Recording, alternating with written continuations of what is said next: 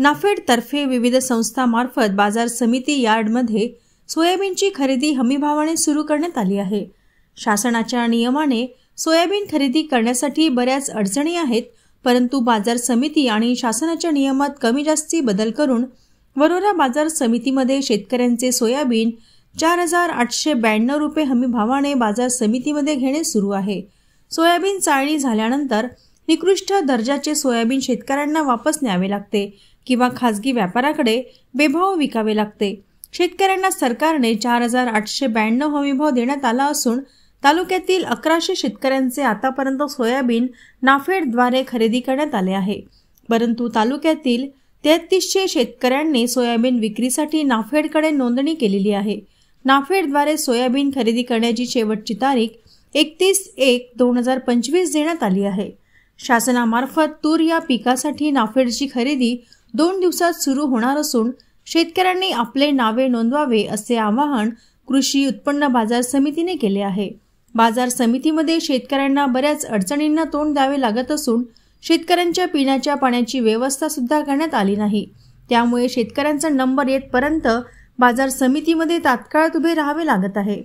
50 किलोच्या soybean मापावर 100 gram soybean जास्त घेतले जात असल्याने शेतकरी नाराज आहेत। तसेच व्यापारी आणि हमाली यांचे सुद्धा पैसे वेगळे आकारले जाते। शासन नियम 1967 नुसार नाफेडद्वारे पैशांचे वितरण शेतकऱ्यांना 24 तासाच्या आत करावे असे नियम असताना शेतकऱ्यांच्या खात्यामध्ये पैसे येण्यासाठी बराच कालावधी लागत असल्याने शेतकरी हवालदिल झाला आहे। जी खरेदी करत आहे याबद्दल समाधानी आहात का शेतकरी म्हणून, किंवा तुमचे काही प्रश्न आहे का त्याच्याबद्दल माहिती? समाधान। काय भाव लागला? तो सरकारी भाव होता 4892 काहीतरी आहे ना, जो काय असेल तो। याच्यामध्ये जे खडा आहे किंवा माल डॅमेज आहे या पद्धतीचे असे काही प्रश्न उद्भवतात, त्या पद्धतीचा काही प्रश्न उद्भवला का तुम्हाला? नाही, तसा काही प्रश्न उद्भवला नाही। मग रिजेक्टेड माल घरी न्यावं लागते की तो घेतला जातो? हो, रिजेक्टेड माल तर घरी न्यावं लागेल। साधारणतः आजची परिस्थिती लक्षात घेता मागील 2 वर्षापासून सोयाबीनच्या दरामध्ये सातत्यानं घसरण होऊन सोयाबीनचे दर 4000वर स्थिर झालेले आहेत।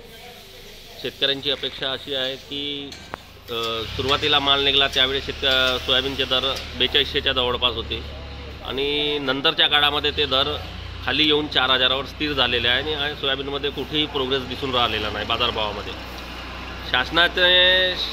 शासन स्तरावर आपली सोयाबीनची शेतकऱ्यांकडून शासन स्तरावर सोयाबीनची खरेदी करण्याकरिता बाजार समिती किंवा सब एजंट संस्थांना DMO मार्फत खरेदी करण्याची परवानगी दिली। त्या अंतर्गत बाजार समिती वरोराकडे 3300 शेतकऱ्यांनी नोंदणी करता आपले सातबारे आणि अर्ज बाजार समितीकडे जमा केलेले आहे। त्यापैकी साधारण 1900 शेतकऱ्यांची ऑनलाईन नोंदणी झालेली असून आज तागायत 8 तारखेला 1100 शेतकऱ्यांचा शेतमाल आपण बाजार समितीमध्ये स्वीकारलेला।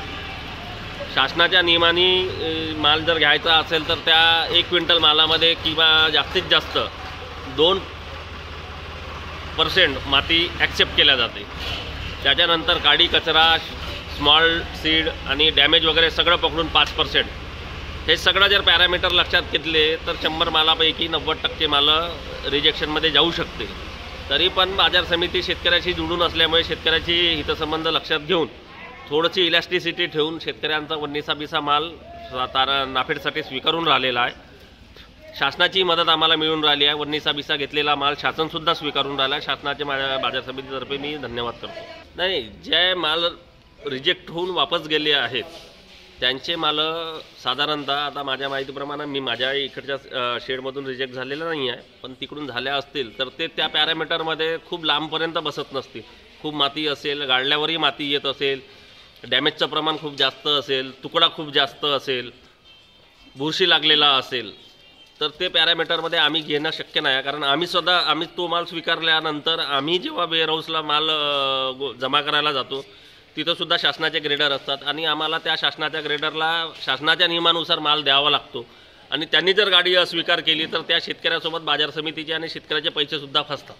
त्याच्यामुळे साधारणतः तसे माल आम्ही घेत नाही आणि शेतकऱ्याची सुद्धा फसवणूक होऊ देत नाही। वेअरहाऊसला गोडाऊन कॅपॅसिटी नाही आहे आणि 100 ग्रॅमचा जो विषय आहे साधारणतः घ्यायला नाही पाहिजेत, पण आम्ही घेतो कारण शॉर्टेज जो येऊन राहिलेला आहे, मालं जाऊन नाही राहिले, दिवसावरच इथं मालं 15-15 दिवस आमचे शेडमध्येच पडून आहेत, त्याच्यामुळे मालामध्ये खूप शॉर्टेज येऊन राहिलं आणि नियमाप्रमाणे त्या संस्थेला शॉर्टेजचं नुकसान भरून द्यावं लागते. त्याच्यामुळे आम्ही शेतकऱ्याची इच्छा असेल तरच आम्ही 100 ग्रॅम वगैरे